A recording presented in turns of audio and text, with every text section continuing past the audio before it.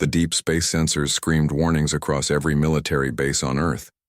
Dr. Lisa Martinez stared at the massive display screen in the Global Defense Network headquarters, watching hundreds of red dots move toward their solar system. Each dot was bigger than anything humans had ever built.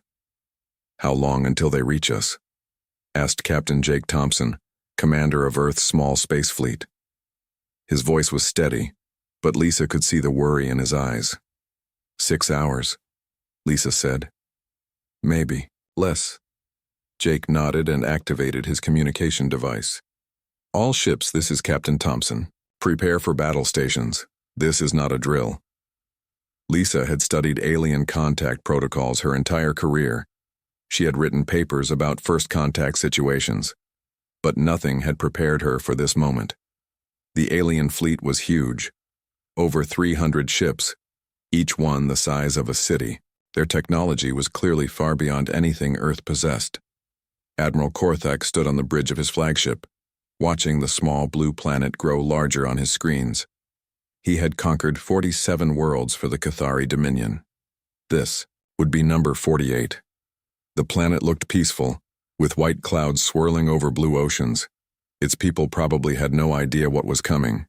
"Admiral," his second-in-command reported, "we're detecting primitive space vessels moving to intercept us." Korthak almost smiled. Every species tried to fight at first. They always failed. "How many ships?" 23, sir. Very small. Crude. Nuclear propulsion. Let them come. We'll sweep them aside like dust." The Cathari had perfected the art of conquest. Their bioships were alive, grown rather than built. They could repair themselves, adapt to new weapons, and respond faster than any mechanical system. More importantly, the Cathari could break the minds of their enemies, making entire populations surrender without firing a shot. On Earth, Jake gathered his small fleet in orbit. 23 ships against 300. The math was simple and terrifying, but they would fight anyway. They had to.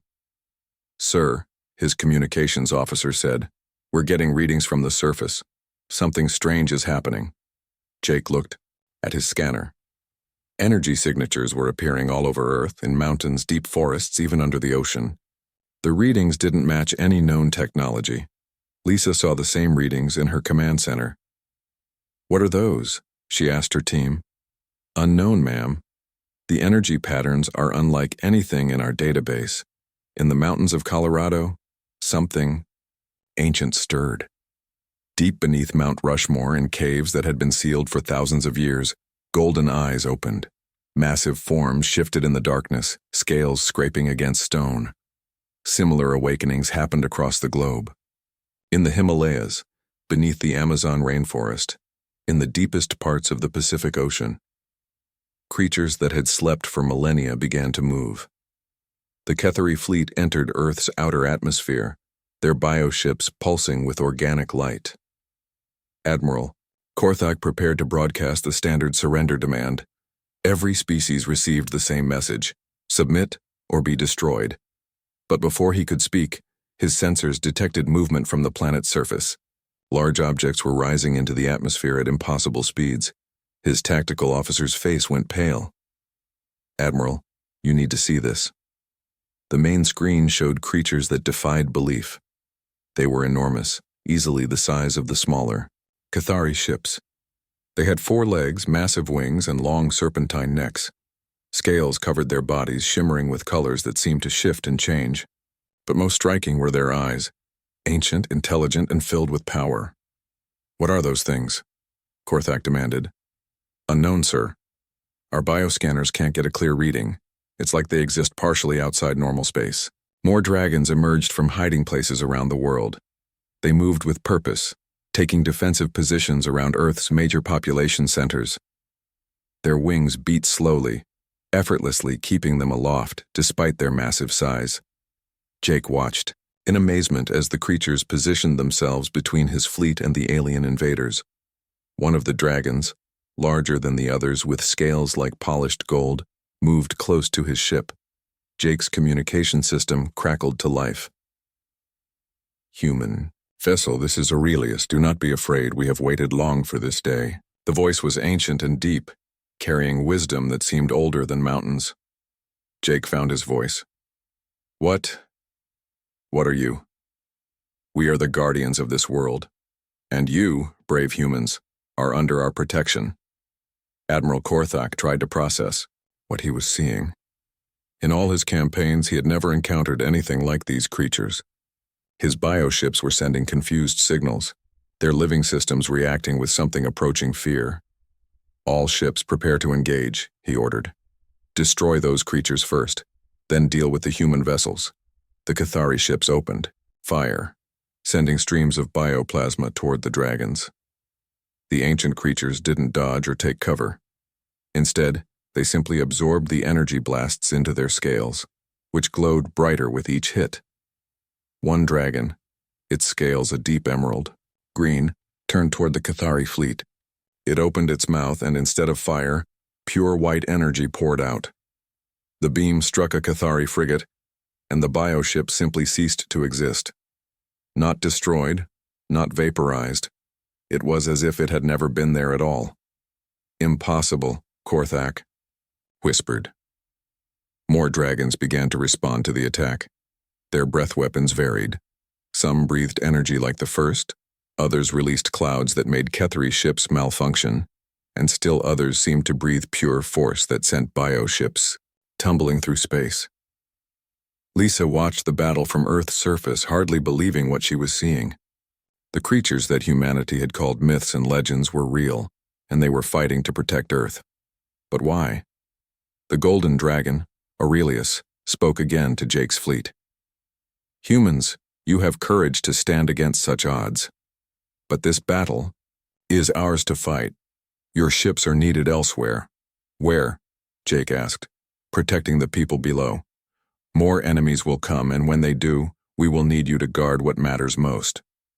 Jake understood. The dragons were buying them time, but this was just the beginning. He ordered his fleet to fall back to defensive positions around Earth. Admiral Korthak stared at his tactical display in growing horror. He had lost 12 ships in as many minutes. His remaining vessels were reporting system failures, psychic interference, and something his science officer called reality distortion. The dragons weren't just fighting them. They were denying the very laws of physics that the Cathari understood. His bioships, evolved to be perfect weapons, were helpless against creatures that seemed to exist by different rules entirely. For the first time in his career, Admiral Korthak considered retreat. But where could he run? Behind him was only emptiness and death. Ahead was a planet defended by impossible creatures. The battle for Earth had begun, and nothing would ever be the same. Dr. Elena Rodriguez had spent her entire career studying things that weren't supposed to exist. Hidden deep beneath Mount Rushmore, her secret laboratory contained artifacts that governments didn't want the public to know about. Dragon bones, scales that still glowed with inner light, and carved stones covered in symbols that predated human writing. When the space battle began above Earth, Elena wasn't surprised. She had been expecting this day for 20 years. Computer, activate Protocol 7, she said to her lab's artificial intelligence. Are you certain, Dr. Rodriguez, Protocol 7 has never been tested? The dragons are awake. That means the time has come. The computer began transmitting signals to hidden sites around the world. In each location, machines that had waited in silence for decades came to life. They sent out a specific frequency, one that human ears couldn't hear, but dragon minds could understand perfectly. Above the Pacific Ocean, a massive silver dragon received the signal. Her name was Celestine, and she had been waiting for this call since before Rome fell. She spoke to her fellow guardians through thoughts that traveled faster than light. The pact begins now. Humanity has proven themselves worthy. How can you be sure? Asked Aurelius, the golden dragon fighting near Earth's moon. Because they fight even when they know they cannot win. Because they protect the weak. Because they dream of tomorrow. On the Cathari flagship, Admiral Korthak tried to understand what was happening to his fleet. The dragons weren't just immune to psychic attacks. They were somehow blocking his ability to control his own bioships. Worse, his ships were starting to act afraid. Bioships didn't feel fear. They were engineered not to. Admiral, his science officer reported, the creatures are emitting some kind of field. It's interfering with our neural networks. Can we adapt? Sir, our ships are trying to adapt, but each time they do, the field changes. It's like the creatures are learning from us in real time. Korthak watched another of his frigates disappear under dragon fire. These weren't ordinary creatures. They were something beyond his understanding of life itself. Captain Jake Thompson guided his fighter squadron through the battle zone, trying to make sense of what he was seeing. The dragons moved like they had been fighting together for centuries. They communicated without words, coordinated attacks across vast distances, and seemed to know exactly where each Cathari ship would be before it got there. Captain Thompson, Aurelius spoke directly into his mind. Your people have questions. There is one among you who has answers. Who? Find Elena Rodriguez. She has prepared for this day. Jake had never heard the name, but his computer quickly located her. Dr. Rodriguez was a xenobiologist working for a classified government project. Her current location was listed as Mount Rushmore. Dr. Martinez, Jake called the Global Defense Network. I need a secure line to Dr. Elena Rodriguez. Who? Jake, I've never heard of any Dr. Rodriguez. Trust me, the dragons know her. 20 minutes later, Elena's face appeared on Jake's communication screen. She looked tired but not surprised. Captain Thompson, I've been waiting for your call. You know what's happening? I know what the dragons are. I know why they're here. And I know why they're protecting us. Elena activated a holographic display that showed images of cave paintings, ancient texts, and archaeological sites from around the world. Every image showed the same thing: dragons and humans working together. 5,000 years ago, humanity was young and weak. We had just learned to farm, to build cities. The dragons were already ancient then, beings of pure magic and will. They could have ruled over us, made us their servants. Instead, they made us a promise.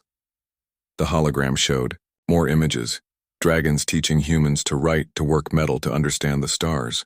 They promised to watch over us until we were ready to stand on our own, not as their servants, but as their partners. The price was simple. We had to prove we were worth saving. How? Jake asked. By becoming the kind of species that would risk everything to protect others. By developing the ability to hope even when hope seemed impossible. By learning to dream of better worlds. Above Earth, more Cathari ships fell to dragon attacks. But Admiral Korthak was beginning to notice something disturbing. The dragons weren't trying to destroy his entire fleet. They were herding his ships, pushing them toward specific areas of space. Sir, they're forcing us into a defensive formation, his tactical officer reported. Why would they do that? Before anyone could answer, new contacts appeared on the edge of the solar system. These weren't ships. They were holes in space itself. Dark tears in reality that hurt to look at. What are those? Korthak demanded. His science officer's voice was filled with terror. Sir, those are void breaches. The collective has found us. Elena saw the same readings in her laboratory. The ancient machines around the world were screaming warnings in languages older than human civilization. Captain Thompson, you need to get Admiral Korthak on communication immediately. What, he's trying to conquer us? No, he's not. He's running from something worse, and now it's here. Jake managed to establish contact with the Cathari flagship. Admiral Korthak's face appeared on screen, his features showing an emotion Jake had never expected to see from an alien invader: fear. Human captain, you must listen to me. My fleet is not here to conquer your world. We came seeking the dragons. Our home worlds are gone, consumed by the Void Collective. The dragons are the only beings we have found that can fight them. Elena stepped into view. Admiral, your people made a mistake. The dragons don't serve anyone. They partner with those who prove themselves worthy. How do we prove ourselves? By fighting for something other than yourselves. The void tears were growing larger. Through them, Jake could see shapes that defied description, things that existed to unmake existence itself. They flowed like liquid shadow, consuming light and matter and even thought. Aurelius spoke to every mind in the solar system at once: human, Cathari, and dragon. The true enemy has arrived. Humans, you have shown us your courage. Cathari, you have shown us your desperation. Now all of us must show something more: the will to exist in defiance of the void. Captain Jake felt something change in his mind. Suddenly he could sense the dragon's thoughts, their ancient memories, their deep love for life and light and hope. He could also sense the Kethri crew, their terror and loneliness and desperate need for a home. All ships, Jake broadcast on all frequencies, human and Kethri alike. The dragons are offering us partnership, not as masters and servants, but as allies against the dark. Who's with me? Elena smiled as she watched the response.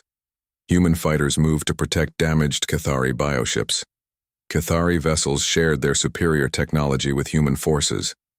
And above them all, the dragons spread their wings wide, preparing for the real battle. The Void Collective poured through the tears in space, bringing with it the cold certainty of ending. But for the first time in its existence across the galaxy, it faced something it had never encountered before. 3 different species choosing to stand together against the dark. The dragons had waited 5,000 years for this moment. Humanity was finally ready to keep the promise they had made so long ago. And perhaps, just perhaps, that would be enough to turn back the void itself. Pilot Amy Brooks had been flying fighter jets for 12 years, but nothing had prepared her for flying alongside a dragon. The massive creature moved through space beside her F-35, its wings somehow working in the vacuum. Every time she looked at its ancient eyes, she felt a strange connection, like her plane was becoming part of something larger. "Stay close, young pilot," the dragon's voice echoed in her mind. Its name was Thunder, and its scales were dark blue like storm clouds. Our enemies do not understand what they face. Amy watched her instruments as more void creatures poured through the tears in space. They looked like living shadows with too many angles, shapes that hurt her brain to look at directly. But her fighters' weapon systems were acting strange. Instead of showing normal ammunition counts, her display showed symbols she had never seen before. "Thunder, what's happening to my plane?" "We are sharing power, human Amy. Your machines were always meant to work with our magic. You just never knew how to ask." Dr. Ben Foster watched the battle from his laboratory on Earth's surface. As a quantum physicist, he understood that what he was seeing should be impossible. Dragons couldn't exist in space without air. Void creatures shouldn't be able to exist at all. But his instruments were recording everything, and slowly he began to understand. "Dr. Martinez," he called the Global Defense Network, "I think I know what's happening up there." "What is it, Ben?" "The dragons aren't using technology or pure magic. They're using will itself as a force. They're imposing their version of reality on the universe around them, and somehow they're teaching our pilots to do the same thing." Above Earth, Captain Jake Thompson found his small fighter squadron working with a group of Cathari bioships. The alien vessels were damaged but still functional, their living hulls slowly healing from dragon fire. The Cathari pilots were confused, but grateful for human protection. "Human Captain," one Cathari pilot spoke through the translation system. "Why do you help us? We came to conquer your world." "Because that's what humans do," Jake replied. "We help people who need help, even our enemies." The Cathari pilot was quiet for a long moment. "We do not understand this concept." "You will. The dragons will teach you just like they taught us." A massive void creature emerged from the largest tear in space. It was the size of a small moon, its surface constantly shifting between existence and nothingness. Where it moved, space itself began to unravel. Stars in the distance flickered and went out. Aurelius, the golden dragon, flew directly toward the creature. His scales blazed with inner light as he opened his mouth and breathed pure creation at the thing of void. Where his breath touched the creature, reality reasserted itself. The void writhed and pulled back. "All dragons, focus fire on the large." "On," Aurelius commanded. Humans and Cathari protect the smaller tiers, do not let more through.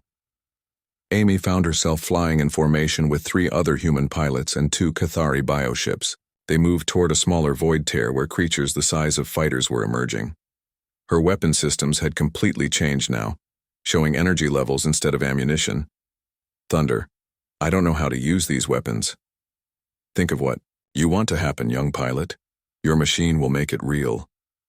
Amy thought about protecting Earth, about stopping the creatures that wanted to erase everything. Her fighter's nose cannon fired, but instead of bullets it shot pure light that struck a void creature and made it scream as it dissolved. I did that? We did that together. On the Cathari flagship, Admiral Korthak watched his fleet work alongside human forces. It went against everything his species had ever believed. The Cathari conquered through strength and fear. But these humans fought through hope and sacrifice, and somehow that was proving more effective against the void. Admiral, his science officer reported, our bioships are adapting to work with human technology and dragon magic. I've never seen anything like it. Explain. Our living systems are learning to exist partially outside normal space, like the dragons do. The human machines are being enhanced by what they call imagination.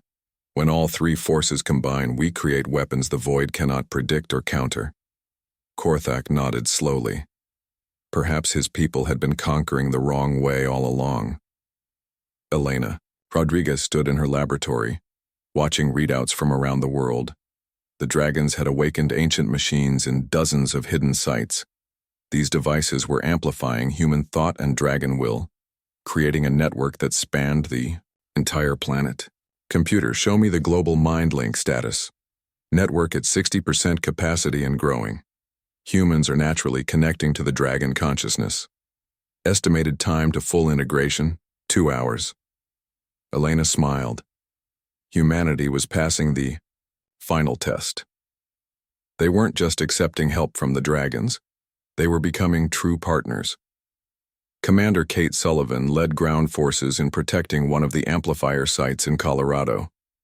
Void creatures had started appearing on Earth's surface, small ones that looked like living holes in the air. Regular weapons couldn't touch them, but when her soldiers focused their will while firing, the bullets became real enough to hurt beings, made of nothingness. Remember, she told her troops, you're not just soldiers anymore, you're guardians of reality itself. Make every shot count. Above them, the battle in space was growing more intense. The large void creature had been wounded by combined dragon fire, but it was calling for reinforcements.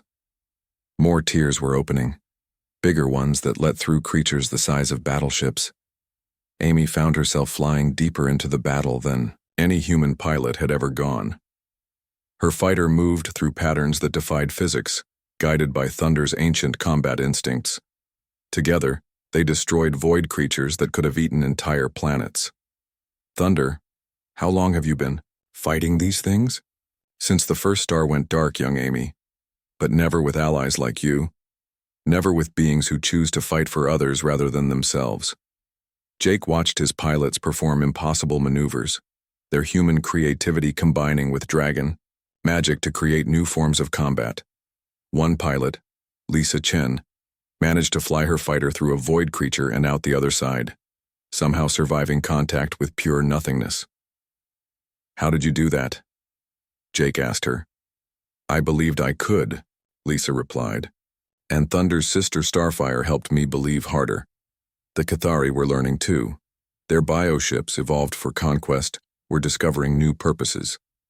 One Cathari vessel sacrificed itself to seal a void tear, its pilot choosing death to protect Earth and its new allies.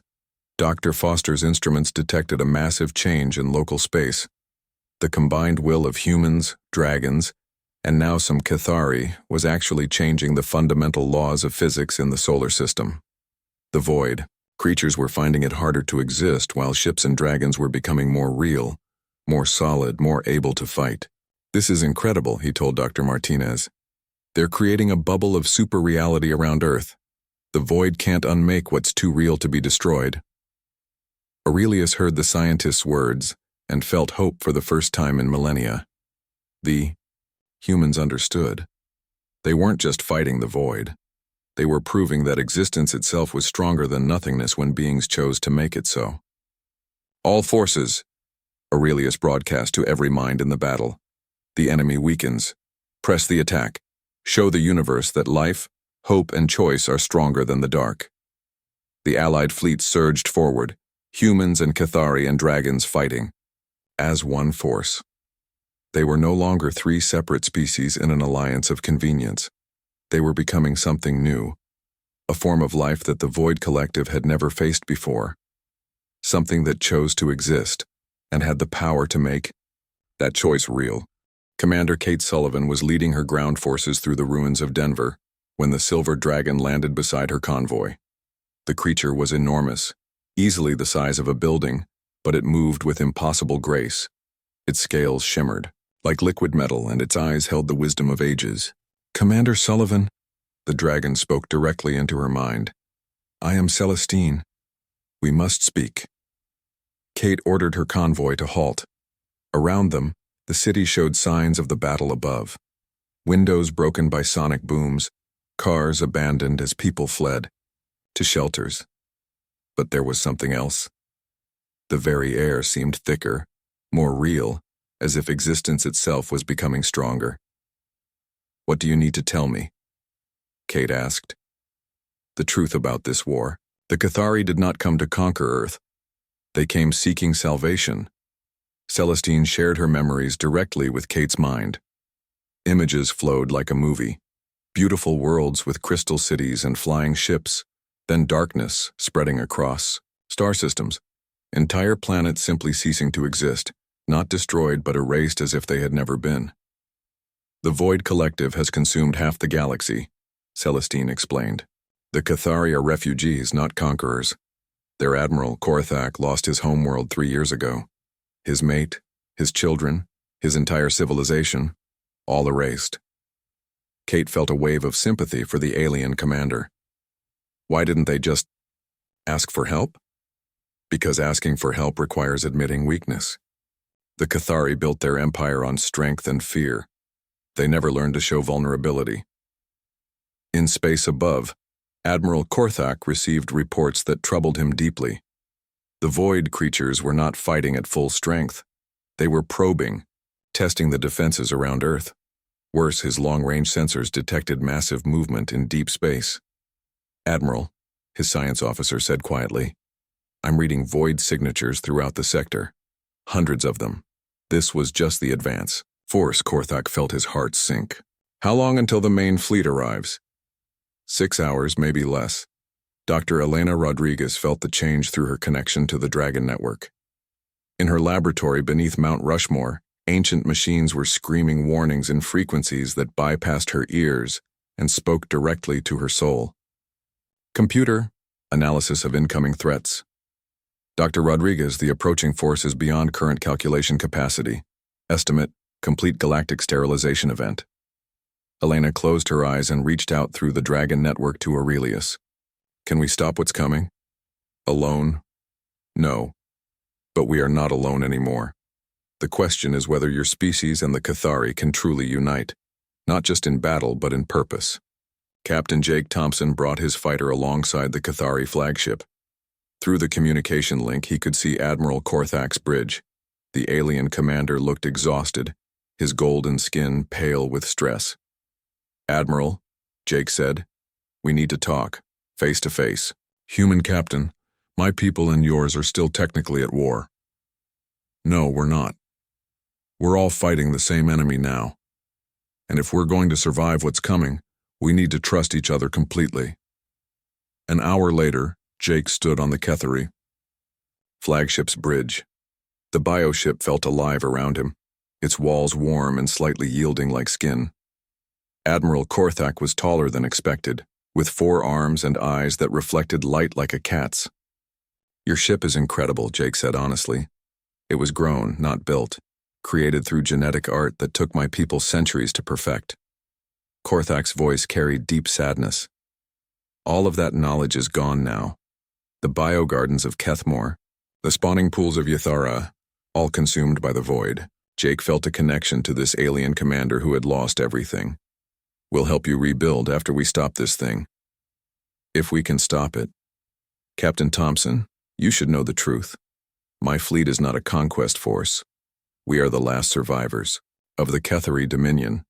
Every ship here carries refugees, civilians, children, the last genetic samples of our species. The weight of that revelation hit Jake hard.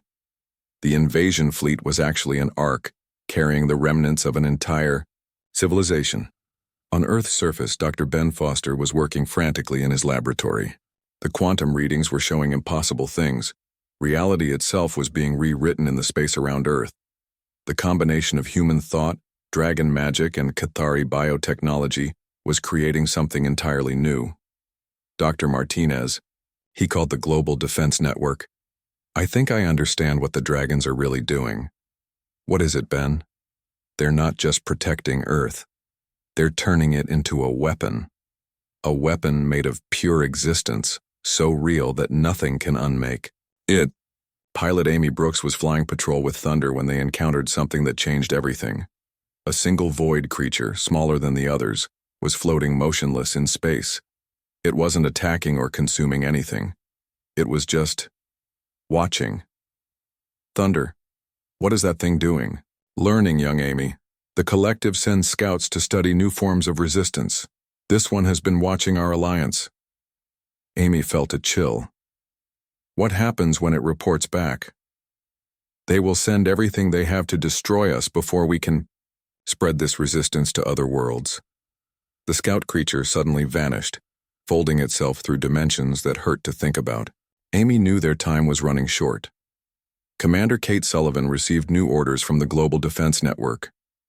She was to escort Dr. Elena Rodriguez to a meeting with the highest levels of human and Kethari command.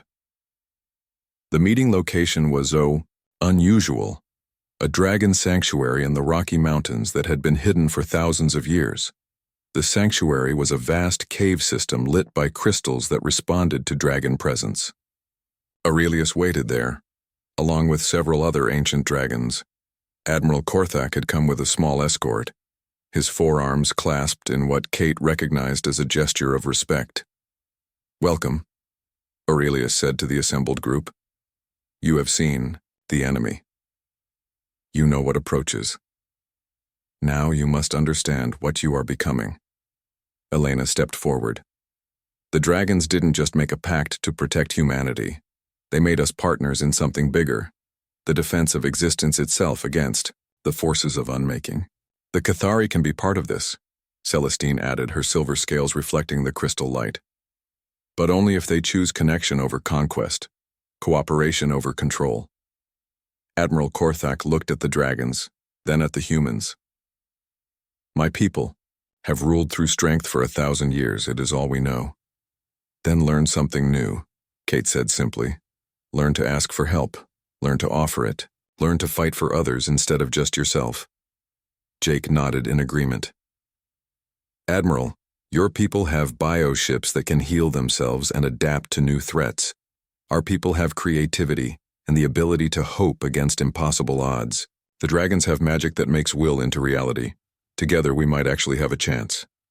Korthak was quiet for a long moment. Through the bioship's neural network, he could feel his people, tired, afraid, carrying the grief of entire lost worlds. They needed more than just survival. They needed something to believe in again. "What do you propose?" he asked. "Complete integration," Elena said. "Human crews on Kethari ships, Kethari advisors in our command centers, dragons bonding with pilots from both species. We become one force, not three separate ones working together." "And if we fail?" Aurelius spread his golden wings. "Then we fail as partners, fighting for something greater than ourselves. There are worse ways to end." Admiral Korthak extended all four of his arms toward the humans and dragons. "Then let us try this new way. Let us see if unity can defeat the void where conquest has failed." As the alliance formalized, every dragon on Earth felt the change. The network that had protected humanity for millennia expanded to include the Kethari refugees. For the first time since the Void Collective began its campaign of erasure, 3 species stood truly united. In deep space, reality itself began to shift as something impossible approached. a force of pure unmaking that had consumed countless worlds. But around Earth, existence grew stronger, more solid, more real. The final battle was coming, and this time, the universe would fight back. The main Void fleet arrived like a cancer spreading across space itself. Captain Jake Thompson watched from his fighter as tiers in reality opened beyond the edge of the solar system. What emerged wasn't ships or creatures. It was the absence of everything. Holes in existence that consumed light, matter, and even time. All forces, this is Admiral Korthak. The Cathari commander's voice reached every human, dragon, and Cathari mind through their new shared network. The enemy comes, not to conquer but to erase. Today we fight not for territory or resources, but for the right to exist at all. Pilot Amy Brooks found herself in a fighter that barely resembled the plane she had started with. Thunder's magic had transformed it into something that existed partially in dragon space, where will-shaped reality. Her instruments showed impossible readings, weapons powered by hope, shields made of determination, engines that ran on the simple desire to protect others. "Ready, young Amy?" Thunder asked, his massive form flying beside her transformed fighter. "As ready as anyone can be to fight nothingness itself," she replied. Dr. Elena Rodriguez stood in the Global Command Center, watching displays that showed the approaching Void Armada. The ancient machines beneath Mount Rushmore were fully active. Now, their power flowing through hidden networks to dragon sanctuaries worldwide. Humanity's imagination was being transformed into literal force, dreams becoming weapons. "Dr. Foster," she called to the quantum physicist. "Status on the reality. Generators, online and stable. We're creating a bubble of super-existence around Earth. The Void creatures will find it much harder to unmake anything inside our field." On the surface, Commander Kate Sullivan led combined human Cathari ground forces in protecting the generator sites. The enemy had started sending smaller Void entities to attack the planet directly. These creatures looked like tears in the air that moved with malevolent purpose, trying to consume the machines that anchored reality itself. "Remember," she told her troops, "these things want to erase you from existence. Don't let them touch you, and when you fire, believe that your bullets can hurt impossible things." A young Cathari soldier named Zithka fought alongside human Marines for the first time. His bio-rifle adapted to work with human determination, creating ammunition that could wound creatures made of nothingness. "Human Kate," he asked, "why do you fight so hard for our people when we came to conquer yours?" Kate smiled while firing at a Void creature. "Because that's what humans do. We protect people who need protecting, even if they used to be our enemies." In space, the Allied fleet prepared for the largest battle in galactic history.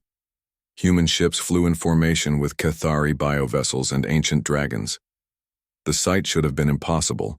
3 completely different forms of life working as one force. But the impossible was becoming normal as reality itself grew stronger around Earth. Aurelius, the Golden Dragon, spread his wings wide as he addressed the entire fleet. "For 10,000 years, the Void has consumed world after world because it faced only fear and desperation. Today it faces something new, hope united with purpose, imagination given form, the will to exist stronger than the desire to unmake." The first wave of Void entities reached the outer solar system. They moved like living shadows, their forms constantly shifting between dimensions. Where they passed, asteroids and space debris simply ceased to exist, not destroyed but erased. From the universe's memory, Admiral Korthak commanded the right flank of the Allied fleet. His bioships had been enhanced by dragon magic and human technology, creating vessels that could exist in multiple dimensions at once. "All Cathari ships, remember, we are not conquering today. We are creating.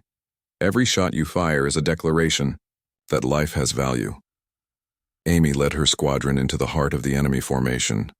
Her transformed fighter moved through patterns that defied physics, guided by Thunder's combat instincts and powered by her own refusal to accept defeat. Around her, human and Cathari pilots performed miracles of coordination, their different flying styles blending into something greater than either could achieve alone. "Thunder, there are so many of them." "Yes, young Amy. But count also our allies. Every human who dreams of tomorrow, every Cathari who chooses hope over despair, every dragon who remembers why existence is worth defending, we are outnumbered by the void but not by life itself. The battle reached its turning point when the largest void entity emerged from the deepest tear in space. It was the size of Earth's moon, a concentration of pure unmaking that had consumed entire star systems. Its presence began to unravel the edges of the solar system, causing distant planets to flicker in and out of existence. Dr. Foster watched the readings in horror. Dr. Rodriguez, that thing is too big. It's going to destabilize the entire reality field. Elena closed her eyes and reached out through the Dragon Network to every human mind on Earth. All civilians, we need you now. Everyone who has ever hoped for a better tomorrow. Everyone who has ever chosen to help someone else, focus that feeling and send it to us. Across Earth, 7 billion humans responded. Children in school shelters, families in their homes, elderly, people in hospitals, all focused their hopes and dreams through the network. The power that flowed through the reality generators increased 1,000-fold. Amy felt the change in her fighter. Suddenly she wasn't just a pilot anymore. She was connected to every human who had ever looked at the stars and dreamed of exploration. Her weapons became expressions of humanity's curiosity. Her shields became the determination to protect what was precious. Thunder, I can feel all of them. Everyone who wants to see tomorrow. Then show the void what tomorrow looks like, young Amy. She flew her fighter directly at the massive void entity, her weapons charging with the combined will of an entire species. Behind her, Jake led every available ship in a coordinated attack. Human fighters, Cathari bioships, and dragons all converged on the creature of nothingness. The entity tried to unmake them as they approached, but it found that the allied forces had become too real to be erased. They existed not just as matter and energy, but as the universe's own desire to continue being. Amy's fighter reached the void entity first. Instead of firing weapons, she did something impossible. She opened her mind completely and shared humanity's greatest gift with the creature of nothingness. She showed it imagination, the ability to envision things that didn't yet exist and work to make them real. For a moment that lasted forever, the void entity experienced something it had never known, the desire to create instead of destroy. The confusion paralyzed it long enough for the combined fleet to strike. Dragons breathed pure creation at the creature. Cathari bioships fired life force that countered nothingness. Human weapons, powered by 7 billion dreams, punched holes in unreality itself. The massive void entity began to collapse, not destroyed, but transformed. As it fell apart, Amy saw something incredible. Within the darkness were the remnants of worlds it had consumed, species it had erased, kept in stasis within its non-being. Aurelius, she called through the network. The erased worlds are still there. They're trapped inside the void. The golden dragon understood immediately. All forces, focus on liberation, not destruction, free what was lost. The battle became something unprecedented. Not a fight to destroy an enemy, but an effort to save the victims trapped within it. As the void entities were defeated, worlds began to reappear. Species that had been erased from existence found themselves restored.